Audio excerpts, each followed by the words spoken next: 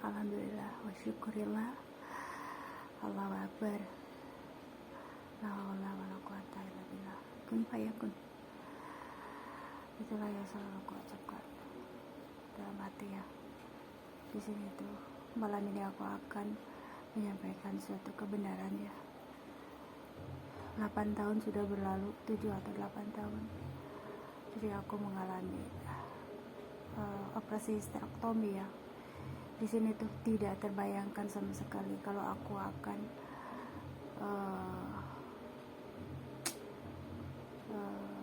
mendapatkan pelayanan fasilitas BPJS ya. Karena aku tuh selalu begini ya, selalu berpikir begini, selagi kita mampu, kita bikin paskes ya yang sesuai dengan kemampuan kita gitu. Tapi qadarullah ya, waktu itu aku dengan cara yang lain dari yang lain ya. Jadi aku harus menjalani operasi dengan pelayanan BPJS. Aku tidak mau membahas itu ya, karena itu perjalanan hidup aku memang harus seperti itu, berbeda dari anggota-anggota yang lain ya. Itu maksudnya anggota BPJS yang lain ya. Itulah perjalanan hidup aku ya. Tadinya aku mau ikut pingin gitu sama ayahnya punya kemarin tuh yang fasilitas yang swasta ya, namanya, pokoknya aku tuh selalu tidak terpikirkan untuk punya paskes ya, karena berpikirannya sehat dan aku mengutamakan preventif. Di sini aku akan menyatakan, seorang suami ya pasti yang mencintai kita ya, mencintai istrinya dan ingin memiliki anak pasti marah gitu, kenapa begini, kenapa begitu. Jadi aku akan mengucapkan banyak terima kasih yang sebesar-besarnya kepada Dr. Supriyadi yang dengan semampunya dengan berbagai cara menyelamatkan aku ya. Jadi di sini tuh beliau sudah tepat sekali melakukan pengangkatan rahim ya. Karena di sini sebelum aku ke Bandung itu aku mengalami fase-fase aku harus dilempar sana, lempar sini. Jadi ya itulah ujian hidup aku yang kerasa orang lain tidak akan bisa menjalani apa yang aku alami ya, karena ini menyangkut pada akhirnya aku harus membuat yel-yel tentang Palestina. Jadi mungkin perawat atau keluarga besar aku tidak akan menyangka kalau aku bisa berdiri ya. Jadi di sini tuh sebelum aku ke Bandung, jadi aku tipe ibu yang fokus kepada kegiatan sehari-hari, sehingga ketika mules yang luar biasa tidak dirasa, aku langsung mengalami ambruk ya. Jadi waktu itu aku mau bikin sarapan lagi, jadi langsung ambruk. Terus aku berusaha menghandle dengan paracetamol, tidak bisa juga. Terus dengan obat-obatan lain juga tidak bisa, langsung aku kram, tidak bisa berdiri. Habis itu aku minta dibawa ke rumah sakit bawah ya, rumah sakit Gramapuri ya, Permata Bunda. Terima kasih ya rumah sakit Permata Bunda. Aku sekarang ini paling lewat-lewat, tapi aku senang ya melihat perubahan yang signifikan, bagus ya dari bangunannya gitu, udah maju banget. Dan di sana itu mereka menyarankan agar aku menjalani rujukan ya, tetapi aku menolak karena di sini ayahnya anak-anak kan berbeda dunia ya, dia itu dunianya dunia itu dunia yang lain dari aku gitulah ya. Kalau kita mah dunia yang alternatif lah gitu. Jadi aku minta dibawa pulang. Ketika dibawa pulang aku terpaksa menuruti apa yang ayah anak-anak lakuin gitu ya, dengan alternatif, karena aku tidak bisa bergerak sama sekali ya, aku juga tidak berdaya. Habis begitu sebenarnya aku tuh mengalami gejala mulas-mulas ya, sampai tidak bisa berjalan. Terus ada salah satu jemaah ayahnya yang bisa apa ya, kalau kita mah ngangkat apa, disangkanya turun peranakan gitu, diangkat ternyata terlalu dalam pemirsa. Jadi pada momi-momi yang ada keluhan melilit itu jangan pernah sengaja ke dukun beranak ya. Aku juga tidak mau ya, karena waktu itu beliau itu datang spontan masuk ke dalam, terus kasihan ngeliat aku, ternyata diraba terus diangkat, rahim aku diangkat, ternyata udah ada benjolan pemirsa. Jadi diangkat terlalu kencang ya, sampai ada bunyi apa ya, krek gitu ya, krek, ternyata sudah tumbuh. Kalau kita mah ada darah yang nempel itu sudah tumbuh segede apa ya, lereng kelihatannya, segede agak telur, kayaknya segede telur apa segede telur, nggak tahu ya. Pokoknya, ibu kok ini ada yang benjol katanya segede. Jadi terlalu dalam pemirsa tuh, Palestinian lover, terlalu dalam, apa ya, seperti kayak diginiin tuh.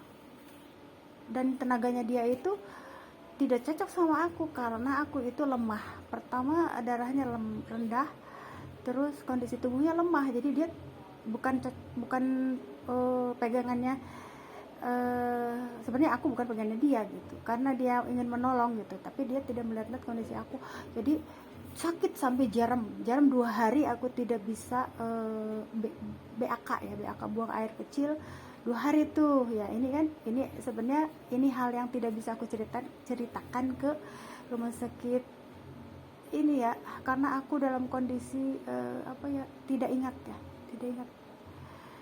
sama sekali waktu dibawa ke Bandung itu, selang-seling gitu ya.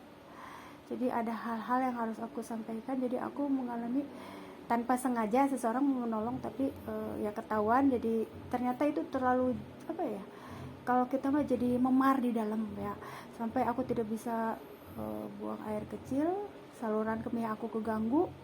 2 hari aku tidak bisa buang air kecil, akhirnya aku terapi sendiri tuh dengan minum ampicillin ya, terapi itu ya, antibiotik. Alhamdulillah tuh bisa ini memar di itu saluran kemih. Jadi aku mengalami memar di saluran kemih karena tekanan pijitan yang kencang gitu ya. Makanya aku menyarankan kepada momi-momi yang pada mengalami gangguan di rahim, apa di perut, itu jangan sekali-kali untuk dibawa ke tukang urut gitu ya. Di sini tuh habis begitu aku kan selesai minum obat itu udah oke lah, udah sembuh ya, bisa pipis lancar gitu. Nah di situ aku aktivitas lagi tuh. Nah mungkin aku tidak dirasa kalau itu membesar ya, maksudnya kalau si kista itu berkembang ya. Jadi aku sering merasakan melilit tapi tanpa dirasa. Aku minum obat terus antar jemput, pokoknya prioritas aku selalu ingin anakku itu berhasil sehat gitu. Aku mengutamakan anak dan mengabaikan kesehatan aku ya. Di sini tahunya aku brek ya, seperti aku ceritakan tadi. Terus aku ternyata aku kan lebih dominan ke medis ya, mohon maaf ya. Aku kan seorang mukmin ya. Mukmin itu harus percaya bahwa medis itu sejalan dengan syariah Islam. Aku akan menegaskan ya, kalau ilmu medis itu sejalan dengan syariah Islam. Yang tidak boleh itu kalau alat-alat medisnya itu di kayak gimana ya, dipakai apa ya, biar laris, biar ini gitu, biar rame. Aku akan teruskan kembali setelah aku menjalani di rumah selama berapa hari ya waktu itu, 2 minggu apa 10. Jadi dalam keadaan tidak bergerak sama sekali. Aku di rumah 10 hari apa sebulan ya, tanpa bisa bergerak sekalipun, karena dalam kondisi si rahimnya itu seperti udah infeksi. Aku kesusahan untuk bergerak pemirsa. Jadi untuk bergeser aja aku tidak bisa gitu. Kesenggol sedikit aja ya kaki aku jadi separuh badan aku tidak bisa bergerak dari pinggang ke bawah. Jadi di sini tuh ternyata aku sudah mengalami proses abses rahim seperti kali. Jadi apa ya, karena luka di dalam rahim itu yang udah kenapa sampai kista itu kayak darah udah nempel gitu ya, udah lengket ke rahim si kistanya itu. Jadi kalau diseset itu ya berbahaya lah ya gitu intinya. Jadi setelah aku menghormati ya ayahnya anak-anak mengobati aku, tetapi qadarullah ya, aku tuh lebih percaya ke medis. Jadi tidak percaya ke apa ya, ke keilmuan apa ya. Pokoknya aku tuh intinya kalau dalam ilmu alternatif itu keyakinan pemirsa, kalau kita yakin pasti sembuh, tapi kalau kita tidak yakin ya tidak akan pernah sembuh. Akhirnya aku meminta petunjuk sama Allah dengan tahajud malam gitu. Ya Allah, ini bagaimana nih, aku minta keluar dari rumah, terus minta dijemput sama kakak ipar, pokoknya kakak sepupu, ada kakak sepupu juga ya waktu itu, ada ipar, pokoknya semualah ya, pokoknya aku minta dijemput sama adik aku ke Bekasi ya. Jadi dengan berat hati pemirsa, aku tidak pernah jauh dari anak-anakku.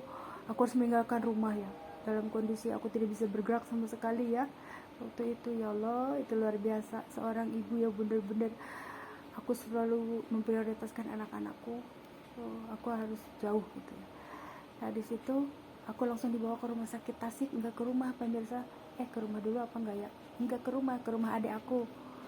Nah, dari rumah adik aku sebentar, terus katanya harus bikin BPJS. Nah di sini aku tuh sebenarnya ragu bikin BPJS deh pemirsa. Aku tidak pernah mau bikin BPJS karena aku merasa kita mampu, kenapa enggak gitu. Kalau BPJS itu kan dulu itu untuk yang apa ya, untuk yang maksudnya, tapi sekarang mah udah merakyat ya. Kalau dulu mah untuk orang-orang golongan-golongan tertentu. Tapi aku rasa kalau kita mampu, kenapa enggak kita bikin kayak askes gitu. Kalau aku kan punya askes, fasilitas askes ya. Aku sarankan ke ayahnya anak, tapi ayahnya anak-anak buat dia sendiri waktu itu.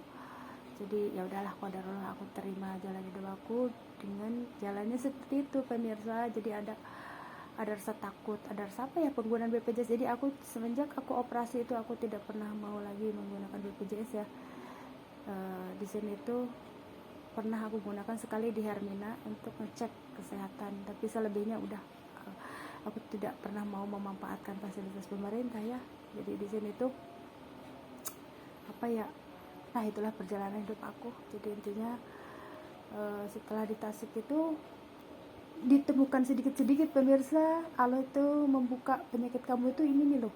Jadi diketemukan kista oleh dokter Tasik tuh, hebat ya. Tasik, rumah sakit Tasik tuh apa ya, tapi sebentar juga, aku nggak lama, karena waktu itu ada tawaran, kamu mau di sini operasinya apa mau ke Bandung katanya. Tapi aku melihat dokternya itu ragu ya, karena ngelihat, sebenarnya bukan ragu ya, beliau itu hanya menyarankan ini lengket katanya. Kalau sudah begitu berarti aku yang memutuskan. Jadi aku masih bisa sadar ya, maksudnya bisa mengeluarkan pendapat bahwa kata aku tuh sebentar, aku mau minta istikharah dulu sama Allah, bawa aku ke Bandung gitu. Habis di Bandung di jalan bingung ya, karena begini, kita ini apa yang rumah sakit mana yang dituju ya. Aku hanya percaya sama Allah ya, kemana digerakkan ini mobil gitu.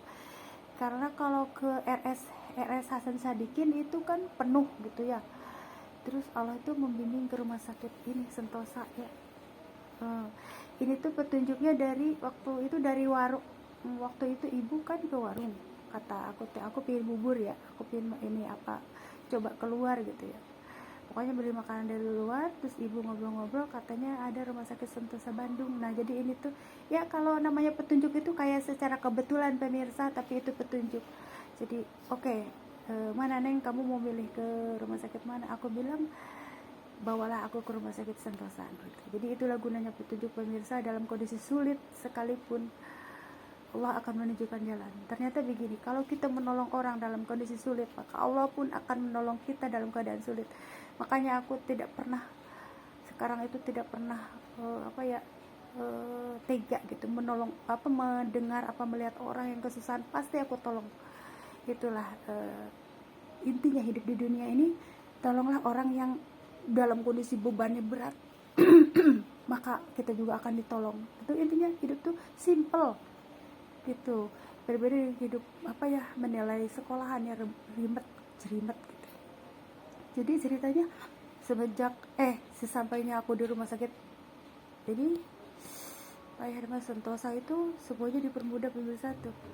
Jadi aku langsung ditempatkan di kelas 3 ya, terus ini dipermudah, terus dapat dokter itu ya, dokter Supriyadi ya, terima kasih dokter Supriyadi. Sampai ibu aku sampai begini seneng banget ya, aku dapet anakku gitu dapat fasilitas yang benar-benar dokternya juga kayak menspesialis kamu gitu ya, maksudnya merawat kamu dengan baik, bersabar dokternya gitu, sampai selangnya dicabutin sama apa dokternya, kata ibu aku sampai begitu banget. Aku ya udah mas, sabar, kita bersyukur aja gitu ya intinya. Jadi di sini tuh aku mengucapkan banyak terima kasih, tidak ada malpraktek, tidak ada hal-hal yang misalnya menyimpang dari keperawatan atau medis, semuanya dalam kondisi yang lebih dari luar biasa ya, luar biasa, pelayannya luar biasa. Dan aku berterima kasih banyak yang sebesar-besarnya kepada Rumah Sakit Sentosa Hospital ya. Aku ini sebenarnya pengen mengupload dari dulu ya, cuman belum kayak gimana ya gitu ya, aku tuh ada aja gitu ya yang halangan untuk menyampaikan ini ya. Padahal udah beberapa tahun aku di YouTube itu udah 2 tahunan ya. Jadi baru kali ini aku menyampaikan ini. Pelayanannya itu kan luar biasa ya, kerjasama dengan produk bukan produk ya, dari luar negeri itu kerjasama sama Amerika bukan ya, dari hospital ini kayaknya yang alat-alat canggihnya itu dari sana ya, makanya dari sana. Terus aku bener-bener mengucapkan bener-bener apresiasi yang luar biasa. Jadi begini, intinya seperti ini. Waktu dokter Supriyadi membawa ke rumah sakit, ke ruang operasi, sebenarnya itu hanya mau mengangkat kistanya saja ya, setahu aku.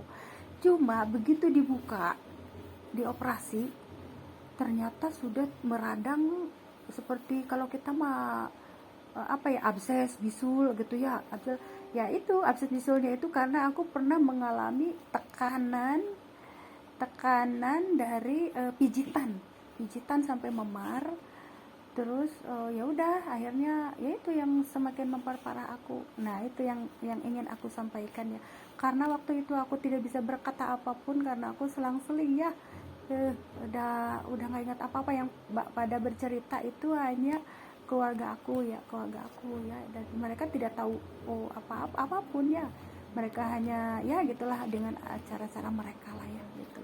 Dan di sini ya aku juga gitulah proses hidup aku ya, banyak oknum yang memanfaatkan dari sakitnya aku. Tapi itulah qadarullah, aku diuji dengan sabar ya. Kamu mampu nggak menghadapi orang-orang seperti itu di saat kamu sakit? Banyak orang-orang oknum gitu. Jadi intinya waktu aku membuat BPJS itu ada oknum ya, biasalah. Baru aku selesai operasi, baru pulang ke rumah udah ada yang minta bagian aku mana, katanya kok seperti ini ya gitu, apa seperti ini BPJS gitu. Jadi tapi aku mah intinya tidak tahu apapun, dan ya udahlah, kalau ada mah kasih karena rezeki aku lancar luar biasa pemirsa. Teman-teman Palestina Lover, keluarga besar aku datang semua, terus mereka itu tidak berhenti bawa makanan, terus amplop ya. Jadi di situ bener-bener ngebantu aku, bener-bener luar biasa ya. Karena aku tuh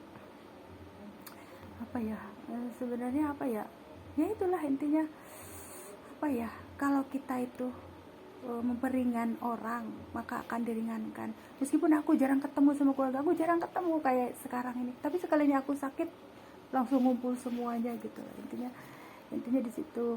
Terus waktu itu ya udahlah, itu pokoknya aku mengucapkan terima kasih pada Rumah Sakit Sentosa. Itulah alasan-alasannya kenapa tindakan dokter Supriyadi itu sudah betul-betul luar biasa menyelamatkan aku. Karena aku mah tidak heran lagi ya, tidak kaget ketika beliau mungkin membedah aku. Ketika dibedah, loh kok kaget gitu, yang harusnya diambil kistanya ya diseset gitu ya, ternyata udah meradang pemirsa, udah infeksi karena aku tidak bisa bergerak sama, cuma di bed aja digeser gitu. Kalau mau ronsen aku digeser pakai apa, pakai bed cover, jadi aku tidak bisa gerak sama sekali. Di situ tuh ada, bukan radang lagi, udah seperti bisul kayaknya ya, udah kayak bernanah gitu ya. Jadi ketika dibuka langsung tapis sigap dokter Supriyadi itu langsung diangkat gitu. Jadi tanpa harus bertanya dulu ke itu apa, ke keluarga di ruang operasi ya. Karena apa, kalau aku tidak buru-buru diangkat rahimnya, maka bahaya bagi usus yang lain. Nah, jadi si itunya tuh bisa meradang gitu, si infeksinya itu bisa meradang ke atas, ke usus, karena udah bernanah. Ini dalam kondisi udah bernanah, aku juga merasakan seperti itu, udah bernanah gitu. Jadi tindakan beliau itu sudah tepat gitu ya. Dan begitu aku sadar dari anestesia, beliau mengatakan, Bu, katanya terpaksa saya mengambil tindakan ini karena sudah, kalau kita mah sudah benar-benar infeksinya itu sudah bisul bernanah gitulah ini. Pokoknya kalau dibiarin itu infeksinya ke atas katanya. Kata aku ikhlas, lillahi ta'ala ikhlas kalau itu yang terbaik gitu. Tapi ibu katanya tidak akan punya anak lagi, mau bagaimana lagi dok, yang penting dengan terselamatkan aku, perantaranya dokter aja udah senang gitu ya di situ. Terus keluarga aku menyemangati aku, kan kamu udah punya anak, katanya nggak apa-apa deh gitu ya. Udah deh kata aku tuh, ya mau bagaimana lagi gitu. Cuman apa ya, aku tuh langsung ikhlas aja udah gitu. Di situ cuma hanya ini aja ya, aku ingin menyampaikan kayak ada perkataan, ada pertanyaan yang perawat waktu itu tanyakan gitu, Ibu kalau udah operasi rahim biasanya beberapa kali udah langsung bisa ke kamar mandi sendiri, sedangkan aku mengalami jatuh dari bed gitu ya, tidak bisa jalan pemirsa. Jadi dari proses peradangan itu yang didiam di rumah itu berapa ini ya, aku tuh lama ya, hampir sebulan tidak bergerak sama sekali, tidak langsung ke rumah sakit waktu itu. Jadi jaringan-jaringan saraf aku tuh kaku semua, tidak bisa peredaran, tidak bisa lancar. Kalau ada listrik mah ya tidak bisa, ion-ionnya itu tidak bisa lancar. Pokoknya kayak gitulah intinya. Jadi langsung jatuh, dan ibu aku sampai menangis, aku kenapa anak aku seperti ini katanya, kenapa anakku jadi begini. Mama juga tidak tahu, karena proses dari infeksi itu yang menjalar dan yang mengakibatkan aku tidak bisa berjalan gitu. Apalagi kalau rahimnya tidak diangkat gitu. Aku mau bagaimana lagi kalau rahim tidak diangkat sama sekali, akan semuanya malah parah gitu. Jadi di sini tindakan yang luar biasa itu ya, Dokter Supriyadi, Gandani Harja ya, Supriyadi ya, Pak Supriyadi Gandani Harja apa, aku kepanjangannya apalagi ya, Dokter Supriyadi aja deh. Jadi benar-benar luar biasa ya, benar-benar tapis ya, sigap ya. Jadi di sini ibu aku nangis sih ngelihat, ya anak aku udah gubrak gitu ya. Jadi terus aku pulang dari rumah sakit Sentosa itu pakai kursi roda pemirsa, sampai semuanya begini, mungkin berapa kok sampai beda dari yang lain gitu ya. Itulah perjalanan hidup aku. Bukan juga kan Allah itu akan menimpakan ujian karena kamu mampu gitu, kamu mampu melewati semua ini gitu. Di saat kita sakit banyak oknum-oknum yang ya gitulah mengambil manfaat, tapi aku lillah ikhlas ya. Setelah aku yang penting aku memohon petunjuk sedatangnya ke Dadah Tasik ya. Ya Allah, bagaimana nih gitu untuk karena untuk mengangkat badan pinggul aja tidak bisa pemirsa, teman-teman Palestina lover semua. Jadi aku begitu diangkat dari kursi roda, maksudnya badan aku mau ngangkat itu jatuh lagi gitu. Nah di sini aku disarankan untuk terapi ya sama kakak sepupu aku tuh dari rumah sakit, apalah yang namanya, fisioterapi. Nah sekali fisioterapi itu berapa pemirsa, 600.000 sekali pertemuan, kali seminggu berapa. Sedangkan aku tidak mau membebankan ayahnya anak-anaknya waktu itu. sehari 600 kali 6 berapa. Akhirnya ya Allah tolong aku berikan, hanya tidak seberapa. Waktu itu adik ipar aku, teh mau dilulur gak, katanya. Kata aku, teh lagi sakit begini mau dilulur gimana sih, kadang aku suka bercanda ya, kadang suka bercandain, kan teteh mah nggak bisa apa-apa, ngapain dilulurin segala gitu ya. Dia mendatangkan ya, perantaranya dia mendatangkan seorang yang suka ngelulur. Ternyata ketika diraba badan aku tuh, si ibunya itu tahu, notok gitu, sarap-sarap, pemirsa. Jadi di situ itulah keajaiban yang Allah berikan ya. Jadi tanpa harus aku fisioterapi lagi 600.000 sehari, dengan 2 kali amplop 50.000 aku bisa berdiri. Nah di situ petunjuk keyakinan sama Allah, sama pandai-pandailah bersyukur gitu. Selama aku sakit ada makanan aku kasih terus ke para perawat, terus semenjak aku diurut 1 kali nih, kok aku merasa enakan, enteng ya, langsung bisa berdiri pemirsa. Dari yang berat luar biasa tuh aku bisa berdiri. Itu keajaiban.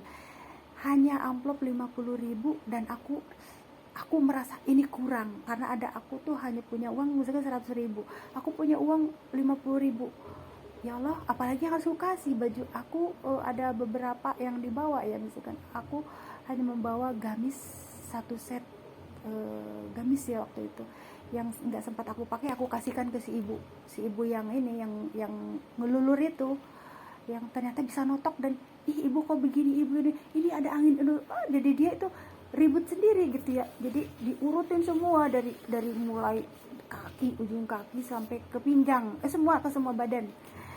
Di sini tuh sekali urut aku sudah bisa berdiri. Nah coba Bu datang lagi, Bu Yani namanya ya, Bu Yani ya kalau nggak salah tuh. Coba datang lagi sekali lagi, karena aku juga begini, ya Allah anakku mau masuk TK. Waktu itu anakku mau masuk TK, ya Allah coba tolong sembuhkan aku gitu ya.